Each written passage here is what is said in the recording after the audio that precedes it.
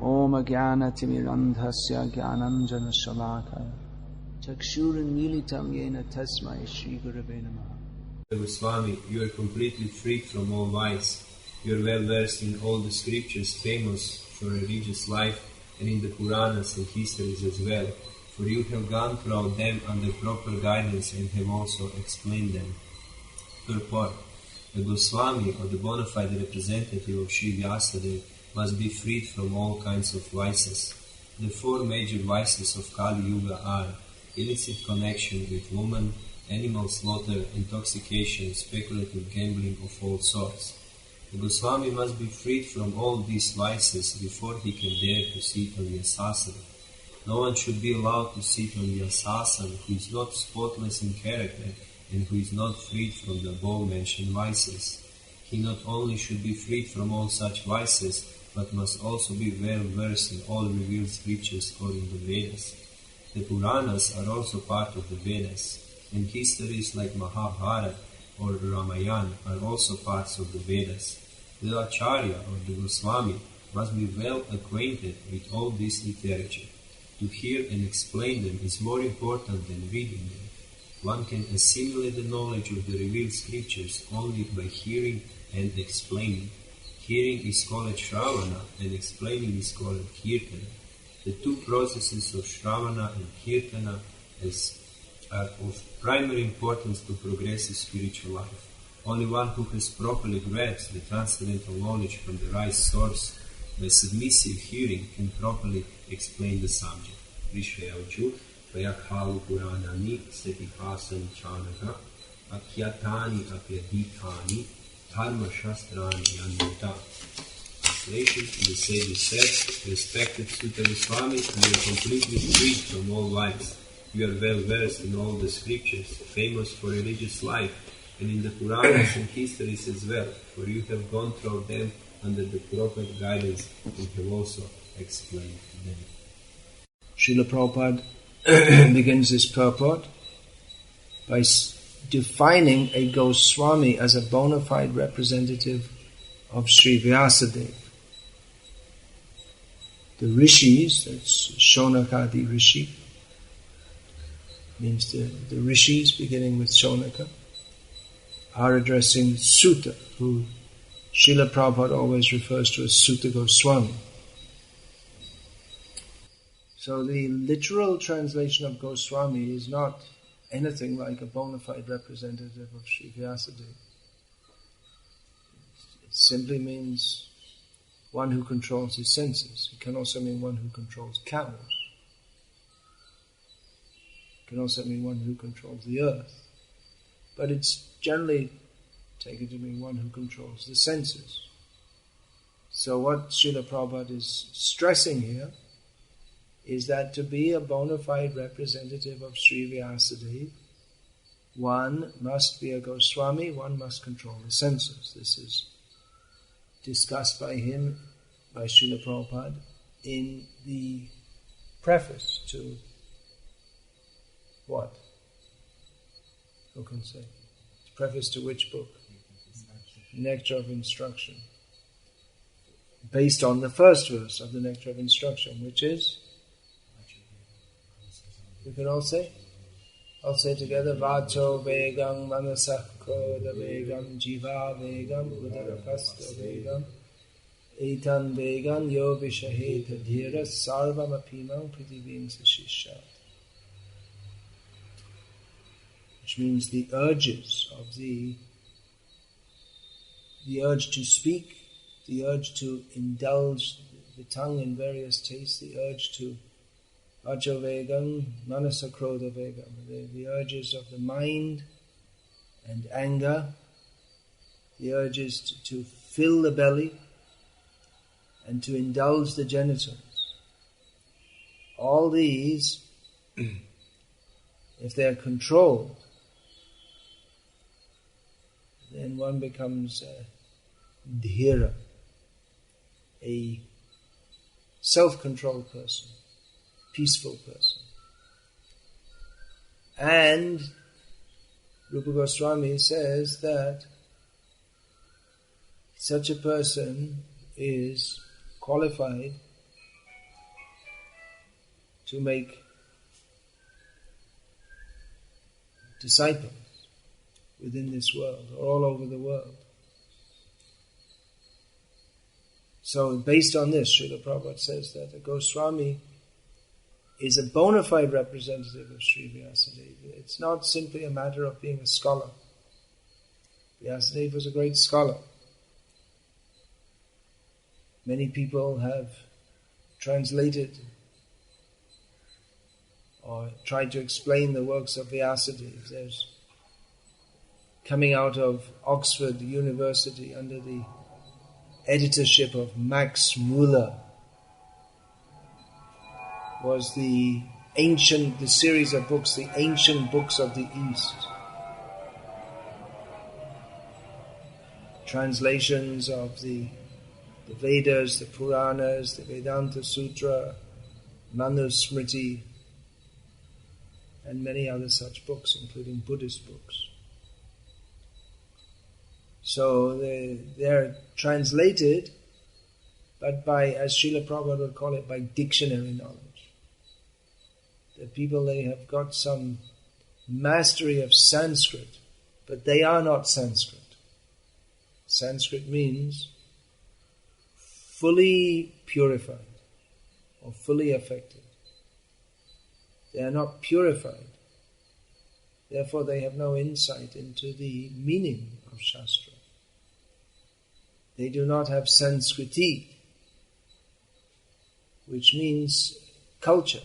It's translated as culture. But the modern or anthropological concept of culture and that of Sanskriti are quite different.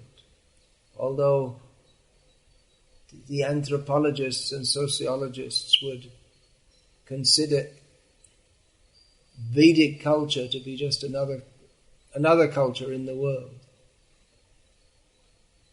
But Sanskriti means the Vedic process by which one becomes purified by sanskars, which are various ceremonies which help to purify the consciousness. So unless one has there are certain qualifications which are described in Shastra itself for explaining it, which is the grounds for which in the Madhya Yuga, as it's called, that's the Indian language takeoff of the Western term medieval. It means what was in the Western world, in Europe, was called the medieval ages. So in India at the time, it's not Madhya Yuga actually, they call it that.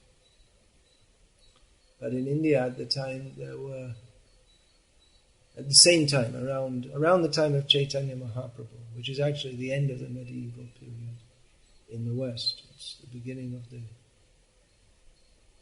Renaissance or Enlightenment.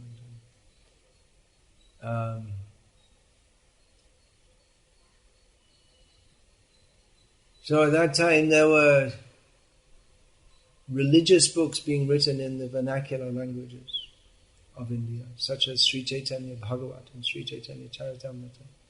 Songs being composed, devotional songs, religious songs being composed in the various vernacular languages, and translations of Ramayana and Mahabharata, especially from Sanskrit into various, what we nowadays call regional languages, of which the most famous by far is the Ramcharitmanas of Tulsidas. Translation, not exactly translation, but another work on the Ramayana. It's not exactly a translation. Follows more or less the same storyline. Anyway, there was much protest from the Brahmanas that only Brahmanas are fit to explain the Shastra. And that should be, the idea is that they are educated in Sanskrit and then they explain it, possibly in other languages, in the local vernacular languages. So they didn't like that these works should be available in the vernacular language. You know what I mean by vernacular? It means like, in this context it means what we nowadays call Hindi and Bengali and Tamil and all these different languages. The common language spoken by the people. So they didn't like this because they said, only Brahmins should explain. If you make it available to everyone, then everyone will be explaining it. So there's truth in that the Shastra should be explained only by qualified persons. And qualification of a Brahmana is beginning qualification is that there must be sense control. Otherwise, and that is not just some kind of theory, but it's practically tested. Here Srila Prabhupada speaks of the 4 major vices of Kali Yuga: illicit connection with women, animal slaughter, intoxication, and speculative gambling of all sorts. So it's not just a matter of, so someone may say that, well, I'm drinking, but I'm not attached. I'm drinking alcohol. But, I just take a little, so it doesn't matter. This we've heard in the Christian world, isn't it? And it's still an idea in the Western world that it doesn't matter if you drink, but you shouldn't drink too much. A little bit is okay, but drinking too much is not good. You've heard that? That's the general idea in the West. But everything is defined in Shastra. Those who do not know, according to Shastra, they're described as demons. Pravriting cha nivriting cha. Janana vidurasuraha. Na shocham na pichacharo na satyam teshu vidyate. Those who are demons do not know what is to be done and what is not to be done according to the prescriptions of Shastra. Therefore they have no cleanliness, because they consider cleanliness in the Western world. Cleanliness means what? Not to have any marks on your clothing. That's called cleanliness. But the idea of daily taking shower or bathing is, they don't think that's necessary. Or bathing after passing stool, they have no such idea. So the Vedic idea of cleanliness and the Western idea of cleanliness are quite different. And we're just talking about bodily cleanliness here. It's a much bigger subject. Na shocham na pichacharo. They don't know what is proper behavior.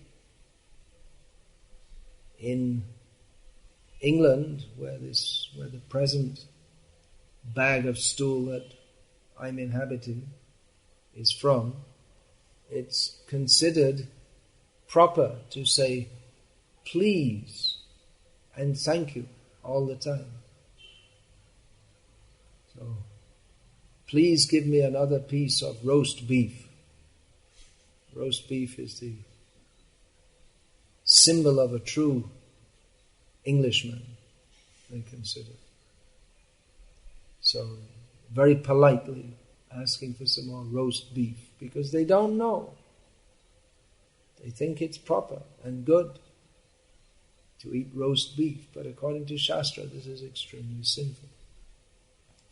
So I'm just giving some examples. Nasatyam, they don't know what is truth. Therefore they don't know the ultimate standard of truth, which is understanding our relationship with Krishna. Everything is in relationship with Krishna. Therefore, Krishna is the ultimate truth. Therefore, they make so many mistakes in so many ways. And even in the name of following the Shastra, so many mistakes may be made. Sripad Shankaracharya has propagated a philosophy which is meant for making people confused on the basis of Shastra. He wasn't the first. There are others also. All the interpreters of Shastra, according to the Patanjali's yoga, or this atomic theory of Karnad. So they're quoting Shastra, but they don't understand the proper purpose of the Shastra, even though they may be self-controlled. They may be following the basic principles. So, to be a representative of Sri Vyasadeva, one must understand the Siddhanta. What is the actual principle of Shastra? That is being described here in Srimad Bhagavatam, as we've just read. Vedyam Vastavam Atra Vastu. This is the real message of the Shastra. After you've been through all the Karma Kanda, the Vedas, the three Vedas. Usually the Vedas are described as three, or sometimes as four. Rig, Sama, Yajur. And sometimes Atharva. Yeah, Atharvas also, but sometimes that's not included. So after you've been through all the Vedas, which Traigunya Vishaya Veda, they, at least at face value, they deal with fruitive activities within the modes of nature. So when you're fed up of all that, then Atato Brahma Jignasa, then one comes to the Jnana Kanda section of the Vedas, the Upanishads, and the Vedanta, Sutra. And then, rising higher, you come to Srimad Bhagavatam, in which Vyasadeva begins it by saying, well, actually, all of that wasn't the real thing. This is the real thing. That was just for people who aren't ready for the real thing, because they're not. Paramo nirmatsaranam satam. They're not free from envy. They're not purified. So, to be a representative of Sri Vyasadeva, one must be a Goswami,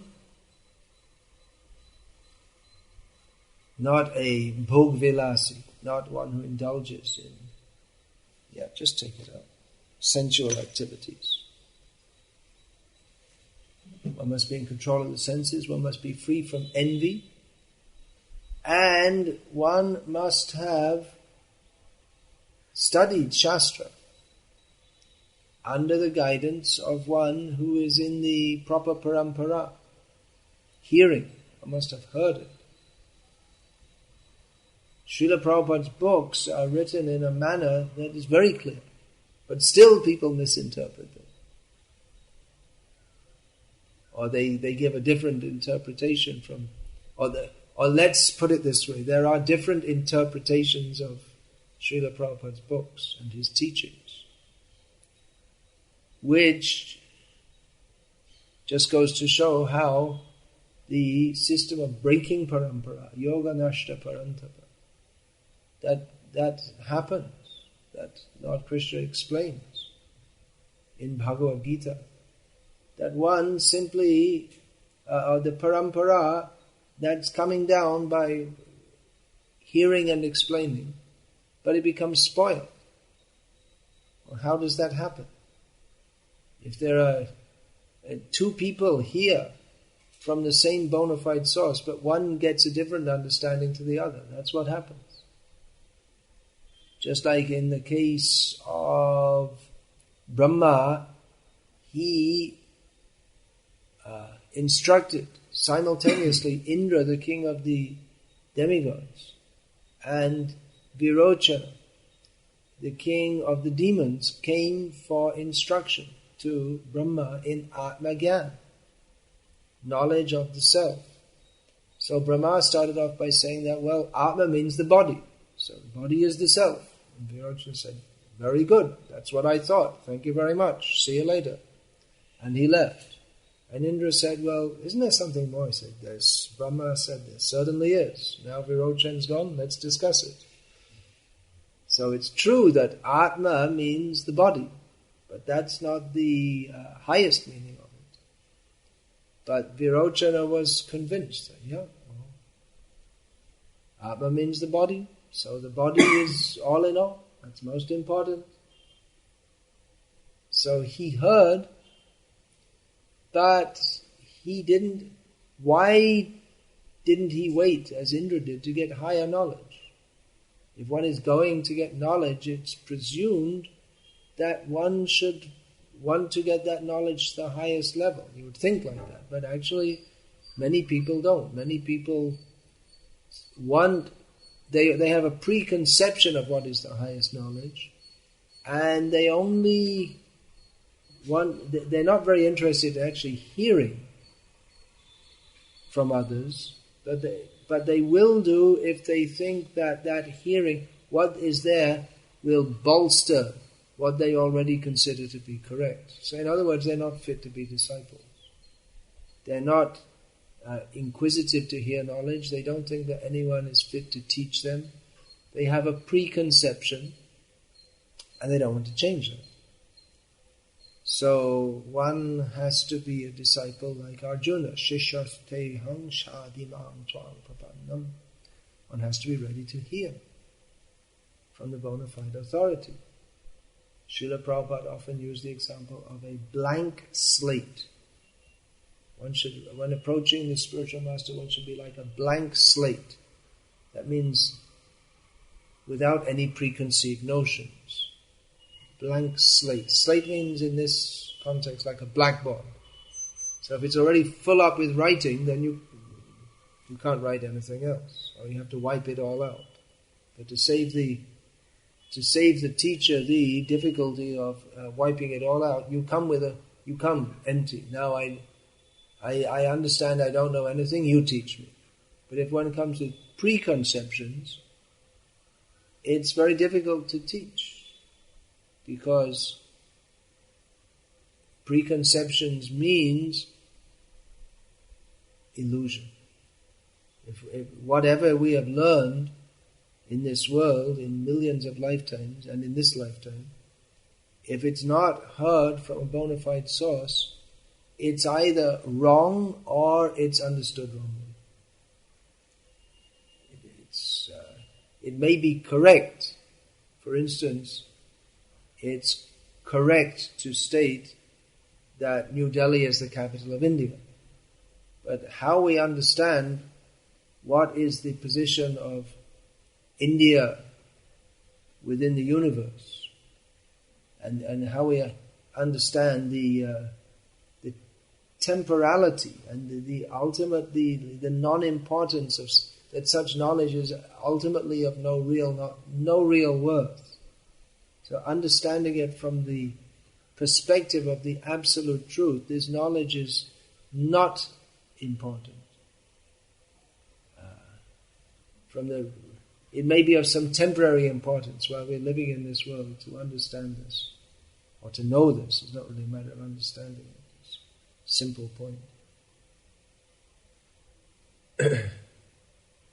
So we may know some things which are correct, but our understanding of them or evaluation of them is incorrect.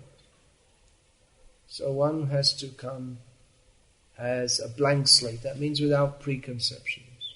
And hear. And explain, Prabhupada says. It's important what we have heard to explain that, because then the understanding becomes, when it's expressed, then realization comes. we're forced to, or within the thinking process, what happens is we have to actually understand it, to explain it. It's no use parrot-like repetition, just learning verses without understanding them. That may be of some value, but not very much value if we don't really understand it. Just like so many times I make a point and I ask devotees to give a shloka to back up this point, and they just sitting there, blank face.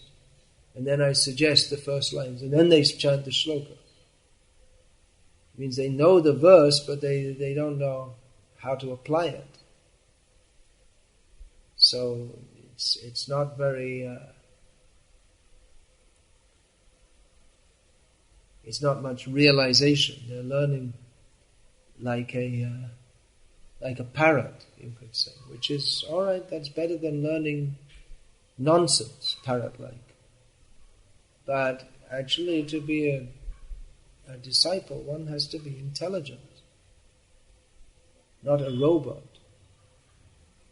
Shastra is not meant for unintelligent people. It's meant for the most intelligent people. Intelligence comes from purification in terms of activities. One cannot understand Shastra if one is engaging in sinful life. And purification of intent. Just like the Mayavadis, their activities may be very pure, but their intention is to kill Krishna. Yes, to philosophically kill Krishna. So, they also can't understand. They're attracted to the wrong interpretations of Shastra. That is described by Lord Krishna himself in Bhagavad-gita, that persons may be very good at acting or very good at philosophically speculating, but they're bewildered. Moghasha mogha karmano mogha jnana vichetasaha rakshasam asaram chaiva prakritim mohinim shutaha. Persons, because their hopes are it's all simply based on bewilderment. Their activities are based on bewilderment. Their knowledge is based on bewilderment because of their demoniac outlook. Therefore, they can't, even though they may be very good scholars in some ways, they may be good at finding out information, analyzing it. They may have the intelligence to do so, but they always come up with the wrong conclusion because they haven't started with the humility of submitting themselves to an acharya, and they haven't.